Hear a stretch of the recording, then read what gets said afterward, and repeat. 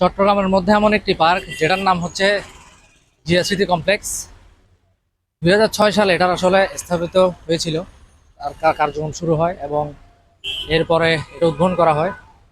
পুরো চট্টগ্রামের মধ্যে এটা হচ্ছে যে একটা নিরাপদ পার্ক এবং সকলের জন্য খুবই সুন্দর একটা জায়গা। পুরো চট্টগ্রামের মধ্যে এটা একমাত্র পার্ক যেখানে ফ্যামিলি সহ এবং যারা যেভাবে হোক এসে এখানে ঘুরতে পারেন।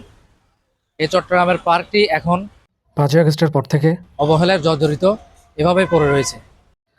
বন্ধুরা, আমি এখন আপনাদেরকে পার্কটির ভিতরের জায়গা দেখানোর চেষ্টা করব। আসলে পার্কটি কী অবস্থায় রয়েছে আপনারা দেখুন, কত সুন্দরভাবে ডিজাইন করা পার্কটি আজ অযত্নে অবহেলায় একেবারেই ধ্বংস হয়ে গিয়েছে। আজ নেই কোনো কোলাহল, নেই কোনো মানুষ, নেই কোনো শব্দ। 5ই আগস্টের পর থেকে পার্কটি আসলে এভাবেই খোলা অবস্থায় পড়ে রয়েছে, কাউকে কোনো দায়িত্বও দেখা যাচ্ছে না। এত সুন্দর একটি জায়গা আসলে এভাবে পড়ে থাকতে দেখে আমরা চট্টগ্রামবাসী খুবই ব্যথিত। এই পার্কটির ভিতর অবস্থা দেখুন, এই যে এখানে একটা বসার জায়গা ছিল, গাছগাছালিতে পুরো জঙ্গল হয়ে রয়েছে। এই যে এই পাশটা যেটা দেখতে পাচ্ছেন বাম পাশে, এখানেও কিন্তু মানুষজন বিভিন্ন জায়গা থেকে এসে বাইরে এখানে বসতো, আড্ডা দিত। পার্কের প্রবেশ মূল্য ছিল 150 টাকা করে।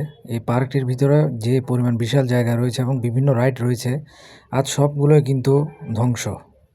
পার্কটির সাথে একটি ক্যাফে রয়েছে যেটির নাম হচ্ছে দ্য পার্ক ক্যাফে। 5ই আগস্টের পর এটাও পুরোপুরি ধ্বংস হয়ে গিয়েছিল, কিন্তু পরবর্তীতে ন্যূনতম সংস্কার করে এটিকে স্বল্প পরিসরে আবার সবার জন্য চালু করা হয়। এটি হচ্ছে চাঁদগাঁও রোডের ভিতরের সাইডের পার্কের যে জায়গাটি, ওটা দেখাচ্ছি। ভিতরের অবস্থা দেখুন, সব রাইড কোনো কিছুই নেই, সব চুরি হয়ে গিয়েছে, একেবারে জঙ্গলে পরিণত। আর এই জায়গাটি হচ্ছে অনেক পপুলার, সবাই এখানে এসে সবসময় ফটোশ্যুট করতো এই পার্কটিতে ঢুকে। আর এই পার্কের ভিতরে কিন্তু বিভিন্ন আমাদের বাংলাদেশের যে দর্শনীয় স্থান রয়েছে সেগুলো সবগুলোকে কিন্তু এখানে এই পার্কটির ভিতরে ফুটিয়ে তোলা হয়েছিল। কিন্তু আজ পার্কটি অরক্ষিত থাকার কারণে সব কিছু একেবারেই ধ্বংস হয়ে গিয়েছে। তো আপনারা তো দেখলেন পার্কটি দীর্ঘদিন ধরে বন্ধ, 5 তারিখের পর থেকে আর এটা খোলা হয় নাই। মেয়র মহোদয়ের কাছে আমরা আকুল আবেদন জানাই, পার্কটিকে প্রয়োজনীয়তম সংস্কার করে অতি দ্রুত সবার জন্য মুক্ত করে দেওয়া হোক।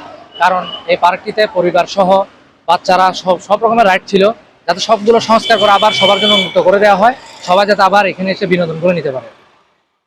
তো বন্ধুরা, আমার ভিডিওটি আজকে এটুকু পর্যন্তই। আমার YouTube channel journey with Prince 2.0 এবং Facebook page journey with Prince 2.0 K subscribe এবং ফলো দিয়ে পাশে থাকবেন। পরবর্তী ভিডিও নিয়ে আবার আপনাদের সাথে দেখা হবে অন্য কোনো প্লেসে, অন্য কোনো জায়গার ভিডিও নিয়ে। ততক্ষণ পর্যন্ত সবাই ভালো থাকুন, সুস্থ থাকুন। আল্লাহ হাফেজ।